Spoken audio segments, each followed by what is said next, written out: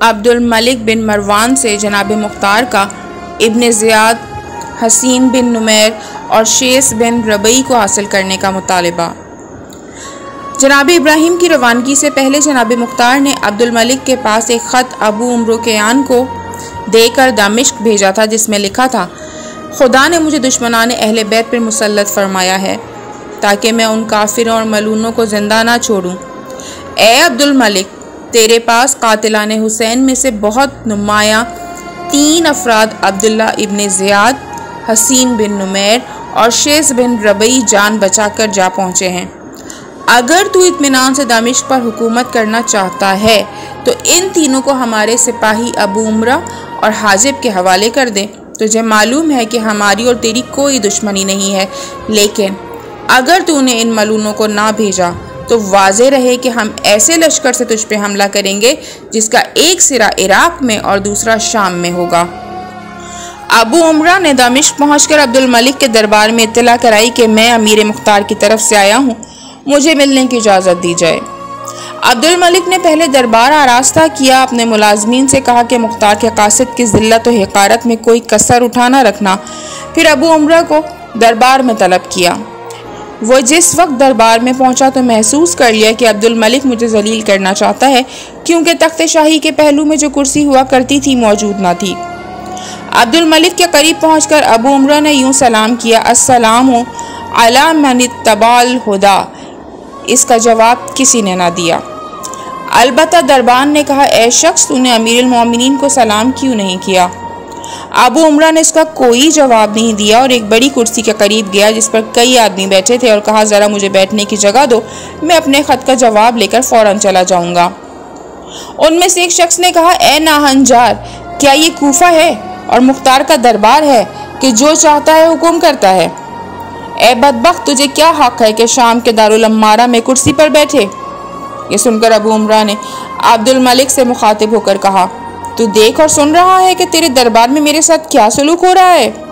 तुझे मालूम होना चाहिए कि मेरा अमीर मोमिनों का अमीर है और उसका दरबार शुरफा का दरबार है। मैंने यहाँ अच्छी तरह समझ लिया कि तू फासिकों का अमीर है और तेरे दरबार में शराफत का नामो निशान नहीं है। ये सुनकर अब्दुल मलिक ने कहा कि तू और तेरा अमीर काफिरों से बदतर हैं। अबू उम्रा ने जवाब दिया, ए अब्दुल मलिक, तुझ पर और तेरे दारुल अम्मारा पर खुदा की लानत। ये कहकर वो उठ खड़ा हुआ और दरबार से जाने लगा तो अब्दुल मलिक ने हुक्म दिया कि इसको कत्ल कर दो। ये सुनकर अबू उम्रा भी जंग के लिए तैयार हो गया। ये हालात देखकर मोहम्मद बिन अबी हुरैरा ने कहा, जो अब्दुल मलिक का वजीर था, कि ए अमीर, तू तो रसूल का खलीफा है, तेरे लिए ये मुनासिब नहीं कि कासिद को कत्ल करे। अगर तूने इसे कत्ल करा दिया तो सारी दुनिया में तेरी बदनामी होगी। ये सुनकर अब्दुल मलिक खामोश हो गया। मुख्तसर ये कि अबू उम्रा ने कहा कि तू मेरा ख़त पढ़ और इसका जवाब दे। उसने ख़त लेकर पिसरे अबू हुरैरा को दे दिया और कहा कि देख इसमें क्या लिखा है। उसने ख़त का मजमून पढ़कर सुनाया तो अब्दुल मलिक बहुत गरमाया और कहा, अबू उबैदा से कह देना कि होश में आ जाए, वरना हुज्जाज बिन यूसुफ सकफ़ी को तुझ पर मुसल्लत कर दूंगा, और ये भी कह देना कि जिन लोगों को तूने तलब किया है मैं उनको तेरे हवाले नहीं कर सकता और ख़त का जवाब तलवार से दूंगा। ये सुनकर अबू उम्रा निहायत गुस्से में दरबार से निकल आया। अबू उम्रा जब दरबार से निकला तो जारूद और तूफ़ान इब्न ज़ियाद ने 3000 सवारों के साथ जारूद के बाप का इंतकाम लेने के लिए अबू उम्रा पर हमला कर दिया। अबू उम्रा ने जारूद के गले पर नेज़ा मारकर इसको हलाक कर दिया।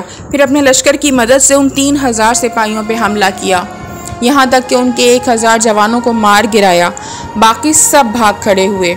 उसके बाद मालूम हुआ कि शाही बाग में अब्दुल मलिक के मुलाजमीन काफ़ी तादाद में शराब में मदहोश पड़े हैं। अबू उम्रा ने उस बाग में जाकर उन सब को कत्ल कर डाला और उनके सर काट कर नेज़ों पे बुलंद किए। अब्दुल मलिक को जब इस वाक़े की इत्तला हुई तो उसने फ़ौज का बड़ा दस्ता अबू उम्रा के ताक़ुब में भेजा, लेकिन अबू उम्रा वहाँ से निकल चुका था। आखिर बखैर आफ़ियत कूफा पहुँच गया। कूफे पहुँचकर उसने जनाब मुख्तार से वहाँ की पूरी रोयदाद बयान की। हज़रत मुख्तार और तमाम अहले दरबार बेहद खुश व मसरूर हुए और जनाब मुख्तार ने अबू उम्रा को इनाम इकराम से सरफराज किया। अब्दुल मलिक को अबू उम्रा के वापस जाने पर कातिलान इमाम हुसैन अलैहिस्सलाम के कत्ल की तफसील मालूम हुई और वह बहुत चरागपा हुआ। उबैदुल्लाह इब्न ज़ियाद को बुलाकर कहा कि मेरे हुकूमत और इक़्तिदार के बावजूद इस कदर बनी उमैया कत्ल कर दिए गए। ए इब्ने ज़ियाद, लश्कर कसीर लेकर कूफे जा और मुख्तार और उसके हमराइयों का काम तमाम कर। इब्ने ज़ियाद ने कहा, मैं बदिलो जान इस खिदमत पर आमादा हूँ। चुनाचा 1 लाख और बरिवायत 83,000 का लश्कर लेकर बाइरादा कूफा रवाना हुआ। उधर जनाब मुख्तार को इसकी इत्तला हुई तो जनाब इब्राहीम को उसके मुकाबले के लिए बरिवायत 24,000 और बरिवायत 15,000 और 12,000 या 10,000 यहाँ तक के कम से कम 7,000 का लश्कर देकर मूसल को रवाना किया। रुखसत करते वक्त जनाब इब्राहीम को गले लगाया और दुआए फतह और नुसरत देकर रुखसत किया।